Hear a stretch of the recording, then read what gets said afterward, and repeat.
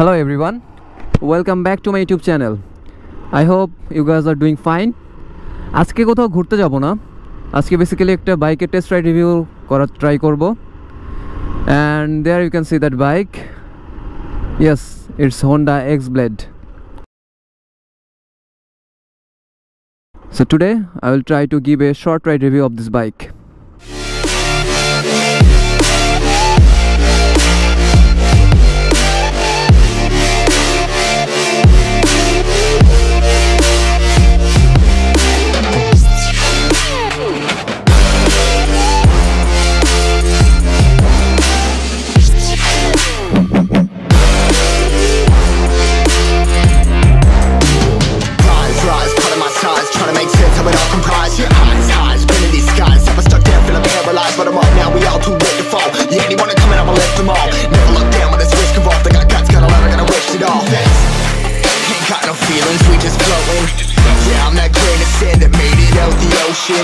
A couple milli now, I'm causing a commotion. I've been coasting, hear my name around the world like an explosion. So rise up,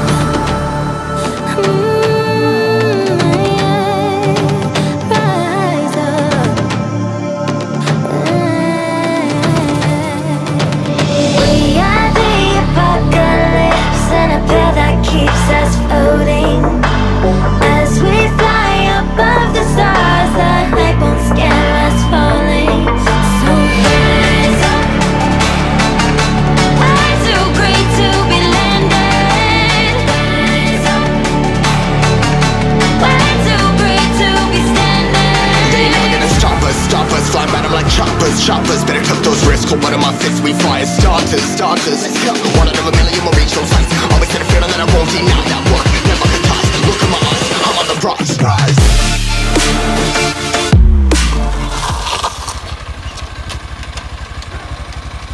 Alright, this is the bike that you can see.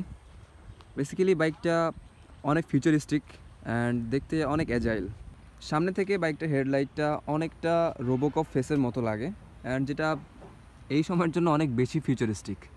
And talking about the front suspension, it's telescopic fork, যেখানে সামনে দুইটা mudguard দেওয়া আছে যেন সামনে থেকে কোনো ধুলাবালি না লাগে। That's a good feature. টায়ারটা হচ্ছে MRF Nylogrip Zapper FQ and the tyre size is 80 millimeters by 100 and rimটা হচ্ছে 17 inch. And talking about the front disc brake, basically it's a pedal disc brake. So the main difference of the regular disc brake and pedal disc brake is এই সাইডগুলো অনেক wavy থাকে and যার কারণে ডিসপ্লেটের হিটটা অনেক তাড়াতাড়ি এক্সস্ট হইতে পারে, ডিসপ্লেটটা অনেক তাড়াতাড়ি ঠান্ডা হয়। সামনের ডিসপ্লেটটা ডায়ামিটার হচ্ছে 276 millimeters অ্যান্ড সামনের ব্রেক ক্যালিপারটা হচ্ছে নিসিনের, যেটা মোটামুটি ভালোই ফিডব্যাক দেয়। অ্যান্ড অবভিয়াসলি দুই জায়গাতেই টিউবলেস টায়ার আছে, that's a good feature. Alright, let's come to the engine. It's 162.71cc single cylinder 2 valve SOHC engine and the engine can produce 13.9 horsepower at the rate of 8500 rpm and 13.9 Nm of torque at 6000 rpm. Quite great for city ride, but engine capacity দিক থেকে একটু কম and basically এটা ডিটিউন করা city রাইডের জন্য and ভালো mileage output দেওয়ার জন্য। And এটার ফুয়েল ফিডিং সিস্টেম হচ্ছে carburettor and it has both the electric starter and the kick starter and obviously it's BS4 engine.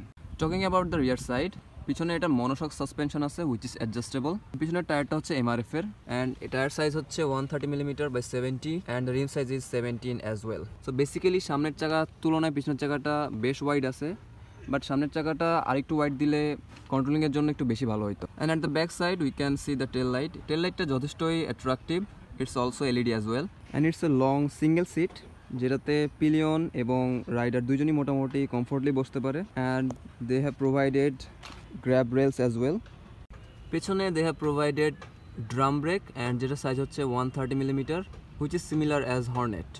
পেছনে একটা টায়ার হাগার আছে, যার কারণে বৃষ্টিতে রাইড করার সময় ময়লাগুলো পিলিয়নের গায়ে লাগবে না অথবা বেশি পিছানো যাবে না। Fuel capacity 12 litres and reserve is 1.15 litres. Safety feature হিসেবে বাইকটিতে দিচ্ছে এমার্জেন্সি লাইট, যেটা এই সেগমেন্টের বাইকে আমরা খুব কমই দেখতে পাই and it's a good feature. বাইকটার ground clearance 160 mm which is okay for Bangladeshi roads. ইঞ্জিনের নিচে একটা ইঞ্জিন কাউল দিছে, যার কারণে ইঞ্জিনের এয়ার ফ্লোটা একটু বাড়ে, যেটার জন্য ইঞ্জিনটা ঠান্ডা থাকে as it's a air cold engine. And at the same time সামনের চাকা থেকে যে ময়লাগুলো আসে সেগুলো ইঞ্জিনে ডিরেক্ট লাগে না। এখানে একটা এক্সট্রা শাড়িকার টাইপের প্লাস্টিক আছে। আরেকটা জিনিস খুব আমার মজা লাগছে, সেটা হচ্ছে ইগনিশনটা অফ করলে সিইউ নামে একটা সুন্দর মেসেজ দেয়। I try to give the overview of the bike. Now it's time for give a test ride of this bike. Basically বাইকটা আমার কাছে এখনকার সময়ের জন্য খুব বেশি ফিউচারিস্টিক লাগে। And look at the headlight and of course the sharp parts, the tank and the back as well. It's quite agile.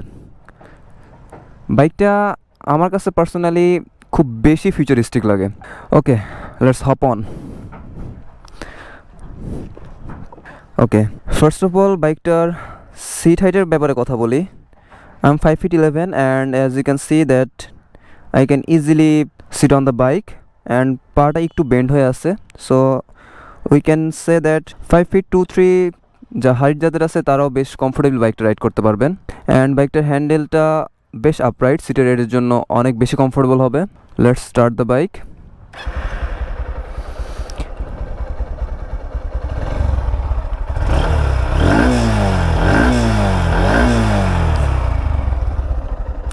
Engine sound বেশ ভালোই আছে, খারাপ না। ইনস্ট্রুমেন্ট ক্লাস্টারগুলো কথা বললেও মিটারটা ফুল ডিজিটাল।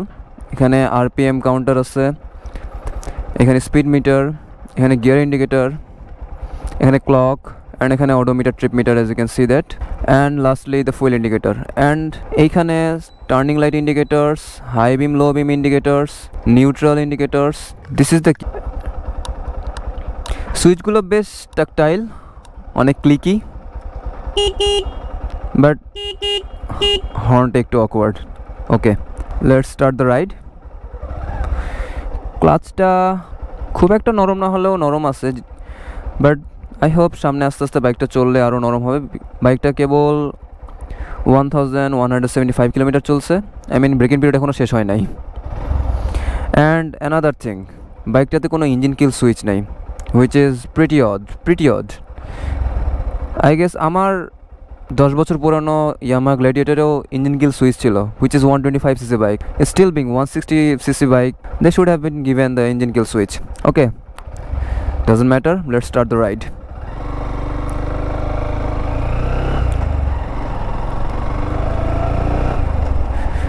ওকে, বাইকটা যখন প্রথম কিনে তখন আমি একবার রাইড করছিলাম, অ্যান্ড তখন গিয়ার শিফটিং বেশ অনেক হার্ড ছিল, but over the time first servicing হওয়ার পরে একটু সফট হয়েছে, দেন সেকেন্ড সার্ভিসিং হওয়ার পর আরেকটু সফট হয়েছে, and after 1000 kilometres it's okay. যেহেতু বাইকটা এখনও ব্রেকিং পিরিয়ড পার করে নাই, সেক্ষেত্রে আমি অ্যাক্সিলারেশন টেস্টটা দিতে পারবো না, but I can give you a glimpse of that. I've seen a video on YouTube where I can see that বাইকটা থার্ড গিয়ারে 104-105 পর্যন্ত, হুইচ ইজ কোয়াইট ইমপ্রেসিভ। একটা কমিটিউর নেকেড বাইক থেকে এরকম স্পিড পাওয়া, আই মিন আমার কাছে খুব অবাক লাগছে যে how can it do that. Okay, first gear থেকে সেকেন্ড গিয়ার যাওয়ার সময় একটু সাউন্ড করে,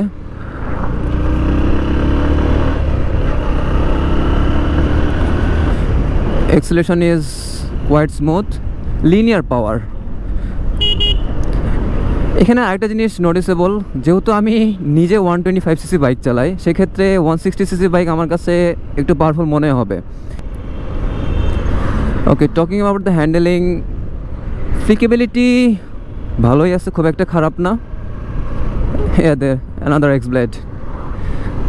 বাইকটা বেশ পপুলার হয়েছে, বিশেষ করে যারা সিটি রাইড করে তাদের জন্য।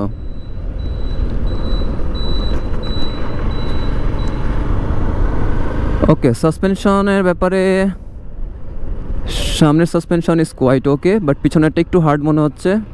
I hope over the time এটা আস্তে আস্তে নরম হবে। অ্যান্ড আমার কাছে ট্যাঙ্কটা একটু অন্যরকম লাগতেছে, একটু আলাদা। বাইকের স্মুথনেস যথেষ্ট ভালো, বাট পিছনের সাসপেনশনটা একটু hard. Okay, talking about the tyres and the grip, সামনে যেহেতু ওরা 80 মিলিমিটার্সের টায়ার ইউজ করছে, সো আই গেস সেটার জন্য কর্নারিং ক্যাপাবিলিটি একটু হলেও কম হবে, বাট পিছনে they have 130 millimetre tyre, which is quite okay for city ride as well as highway ride. I really wish that তারা যদি সামনের টায়ারটা 100 মিলিমিটার্স না হলেও 90 মিলিমিটার যদি দিত তাইলে হয়তো অনেক ভালো লাগতো। Okay, doesn't matter. বাইকটার ফ্লিকেবিলিটি আমার কাছে ভালোই লাগতেছে, খারাপ না। Okay, another thing that I have noticed, এটার ইন্ডিকেটর লাইটসগুলো বেশ অনেক উপরে। আই মিন একটু অকওয়ার্ড লাগতেছে। Okay, handling is quite good.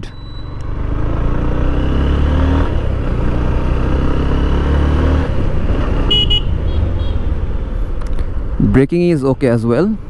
সিটটা বেশ লম্বা, বাট সিটটা একটু হার্ড কম্পাউন্ডের, যেটা হয়তো হাইওয়ে রাইড লং রাইডের জন্য একটু আনকমফোর্টেবল হবে। বাট আদার দ্যান দ্যাট সিটটা যথেষ্ট লম্বা আছে, পিলিয়ন অ্যান্ড রাইডার দুজনের জন্য বেশ কমফোর্টেবলি বসতে পারবে। After 5000 kilometres I can feel slight vibration at the foot pegs. Okay, front brake is quite responsive. পেছনের ব্রেকটা একবার ট্রাই করতে হবে।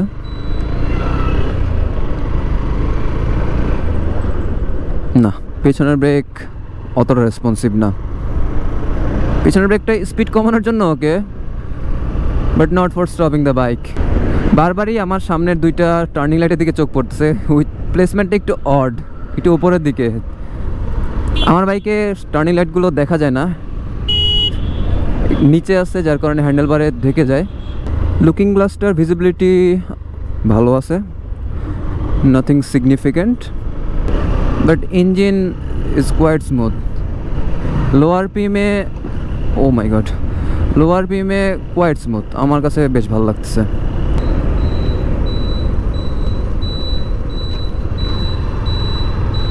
যেহেতু বাইকটা সিটি রাইডের জন্য স্পেশালি বানানো হয়েছে, সেক্ষেত্রে টার্নিং রেডিয়াসটা অনেক বেশি ইম্পর্ট্যান্ট।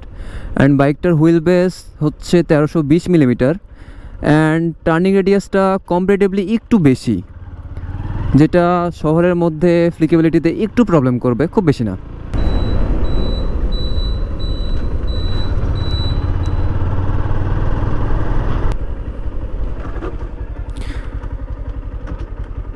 সামনের ব্রেকটা খুব বেশি রেসপন্সিভ, বাট পিছনের ব্রেকটা সেরকম কোনো ফিডব্যাক আমি পাই নাই। As usual, nothing significant. And what can I say, instrument ক্লাস্টারটা similar like CVR. Let me show you the headlight.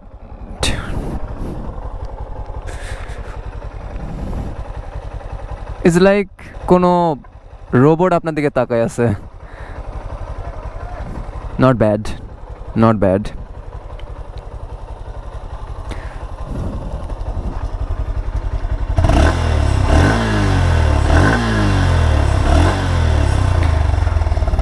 Muffler সাউন্ডটা বেশ ভালো আছে, হাই আরপিএম একটা মোটা সাউন্ড দেয়। And obviously this is not part of the silencer, এটা পরে লাগানো হয়েছে এক্সট্রাভাবে। দ্য থিং ইজ, আমার কাছে যদি 1,70,000 টাকা থাকে, would I buy this bike or not? Okay, that depends on which purpose I'm using this bike. City ride এর জন্য হলো it's quite comfortable, মাইলেজটাও বেশ ভালো, around 50 kilometers to be precise. এটা এক একজনের রাইডিং স্টাইলের উপর ডিপেন্ড করে।